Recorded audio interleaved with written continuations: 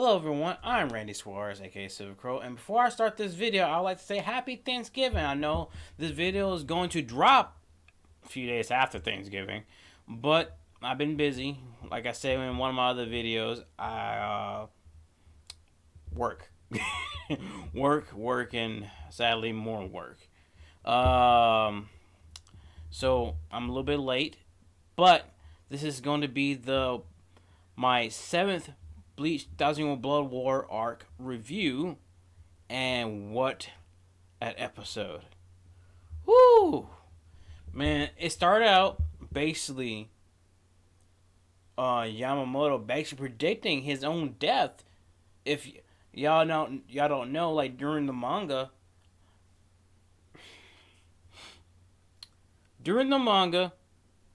he had a conversation with Shinsui or Shusui. I really don't know how to pronounce this man's name sometimes.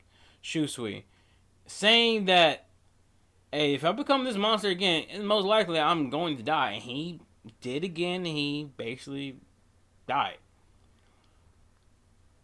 But Yuapa gave me this whole lecture telling him why he's dying, because he grew weak over the times. And not just that, instead of using he grew weak trying to place all the weight of the Soul Society responsibility onto him, and that is it. And I'm like, he never spread the help. He basically took on that role of a dictatorial leader. You know, that's the reason why none of the captains never talked back to him. Besides, Shusui and Ukitake. And I'm like, wow, okay, he had a point, because he had a chance. He didn't want to get the humans involved, but they're like over the years, but they were more involved than anything. And he's like, you could have, but you chose not to. So this is why you died, because you didn't even exploit to grow your own strength over the time. So of course you killed.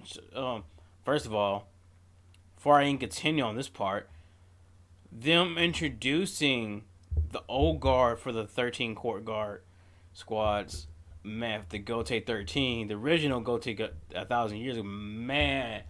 Talking about a group of menaces. Literally, I think my favorite one is the one with the glasses, with the big stuff, or the crazy one with the eye patch.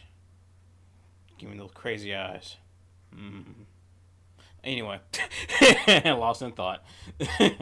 uh, uh, but yeah, and seeing Sasakiba, he was a part of the whole thing, taking down Yuobak 1,000 years ago by sneaking attack him. Why Yamamoto just burned him strictly just. Okay, this group was a bunch of menaces, literally. And the point that, yeah, it's obviously there's some ancestrals people in that court guard, probably the outcasts of the royal households. If I'm guessing, them most likely is the outcasts of the royal household, because how you can be a group of menaces with no outcasts. But anyway, I digress. So Yubak killed off Yamamoto, and you hear Shuhei screaming, "Oh man, Yama get," and then him getting shot several times. I'll explain to my friend Ashley that, to me personally, if anyone has more of a close relationship, kind of reason why he becomes because he had a very close relation to Omen. What people who were over 800 years old did, but it seemed like he raised Shunsui. And I'm like, he most likely would definitely have more of a close parent close relation towards old man Yama. Anyway, but that's not the heart of this episode. The heart of this episode is when, after the whole thing with old man Yama, they summoned the foot soldiers, just go all the way throughout the Soul Society, just killing the Soul Reapers and everything. But at the same time, Ichigo sensed the light of every Soul Reaper going out because of this. Repeating, "Don't disappear, don't disappear, don't disappear." And my heart was breaking for this man. Like, he wants out to protect. He's a protector. He wants to protect what's dear to him. Which I had to agree with you about on this one. That you have all these people who are not, even though they're not so Shigami, they're not technically you, or but they're willing to protect what is theirs, even if it's knowing that it might be a dead end battle, and you did not recruit them to protect Karakura Town or anything. You just let them live. Well, not, let them not be part of it. Then Ion basically finally let Ichigo free. Took him a while to crack it, but he was getting attacked. And there's a certain reason why I'm starting with. He didn't have time for that. He just gets to go Tensho and checked on everybody. But the man Ichigo is in the Soul Society, and he met with Byakuya after he checked on Rukia and Renji. Seeing they're still alive but badly wounded. But this is the heartbreaking part, and this has come back to a rebuttal they said in the original show that when Byakuya said to Ichigo, we're the 13 court guard squad, the Gote 13. Why do we need your help? We're the captains. And this man literally on his deathbed. I'm putting deathbed because whoever read the manga knows that. Yeah. On his deathbed, saying, "Please protect the Soul Society, Ichigo Kurosaki." He didn't say nothing. Ichigo didn't have to say anything. This man's spiritual pressure raised up and just abnormally high and disappeared to fight. And he even said after he disappeared, he didn't have to answer. I knew his answer.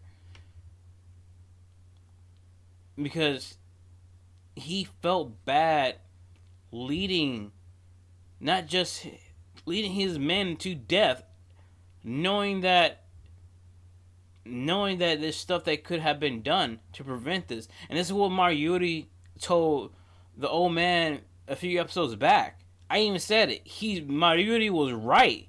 You should have killed him, and yet you let him survive. You should have hunted his ass down, but you let him survive. And it's one of those things that I can't wait till the next episode come out. But anyway, I'm going a little bit ahead of myself. Now, yes, Ichigo did fight Yobak. It was an awesome battle between them two, but it was very one-sided, because Ichigo's like, "Hey, are you the one who attacked us? Tell me now." Like, "Yep, I am." Burst of rage, which, again, with the animation, okay. With this one in the manga, you never really see him. You see him with like a crap ton of scratches. Now he has scratches and blood just dripping down, and it's like, okay, these type of details does matter when the type of show for this. Anyway, so Yuba get the upper hand on Ichigo and basically put a sword towards his neck, thinking he killed him, but he was protected by the blue basically blue digital veins. I put it like that. And you thought he was tripping. Sorry, my voice went high for no reason. He thought he was tripping, so they squared off again a bit. Then ripped off his sleeves, and no, those are the blue veins. Well, what's going on here? And he clicked. He remembered who was Ichigo's a bit of a spoiler. Mother was. I'm not gonna get that much spoilers. Most likely we'll figure it out in the next few episodes. Which, hey, Kuro or anybody who's watching in from Nerdcore, if y'all do another Bleach, no. If y'all do another Bleach rap thing, again, Zangetsu rap, everything but the rain. That's the name for the title. Pre-given. I know they're gonna do whatever the hell they want. That's fine. But anyway, basically say how you feel like, wow, okay, well I could take him with us, but he's a threat. Basically, Yubak laid this Ichigo man to waste a bit. If anyone deserves a Black Air Force title, is this man, Yubak, man. Man did not care. But of